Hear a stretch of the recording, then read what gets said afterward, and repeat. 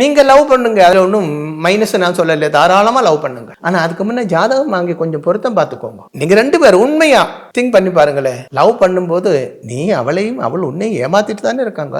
சொல்றதெல்லாம் போய் எல்லாம் நாடகம் அதுதானே. நீ என்ன நினைக்கிறேன் என்றால் அவளுக்கு இது புரியாதுன்னு நினைக்கிறேன், அவளும் இதுதான் பண்ணிட்டு இருக்கு. 2 பேரும் பரஸ்பரம் நடிக்கிறாங்க. ஒரு கல்யாணம் ஆகி ஒரு ரூமுக்குள்ள, ஒரு வீட்டுக்குள்ள, ஒரு ரூமுக்குள்ள ஒண்ணு சேர்ந்து வாழும்போது என்ன ஆகும்? இந்த பொய்முகம் ஒன்னொன்னா அழிஞ்சு விழுந்துரும், உண்மையான சுபாவம் வெளியில வந்துடும், பிரச்சனை ஆரம்பிக்கும். அப்ப உண்மையான சுபாவம் என்ன என்று தெரிய வேண்டுமானால் ஜாதகம் பார்த்தா தான் தெரியும். 100%. இது பாருங்க, பழைய காலங்களில் எல்லாம் நீங்க எங்கேயாவது கேள்விப்பட்டிருக்கீங்களா டிவோர்ஸ் கேஸ் அப்படின்னு? இல்லை, ரொம்ப ரொம்ப ரொம்ப ரேர். நீங்க உங்க அப்பா அம்மா கிட்ட, உங்க பேரண்ட்ஸ் கிட்ட, தாத்தா பாட்டி கிட்ட எல்லாம் கேட்டு பாருங்களேன். அந்த காலத்துல இதெல்லாம் கிடையாது. ஆனா அவங்க எல்லாம் எவ்வளவு சந்தோஷமா வாழ்ந்தாங்க தெரியுமோ. அப்ப இதுக்கு என்ன எல்லாம் காரணம் என்ன என்றால், இப்போ மனுஷனில் நன்மையை விட திண்மைதான் அதிகமாக இருக்கிறது.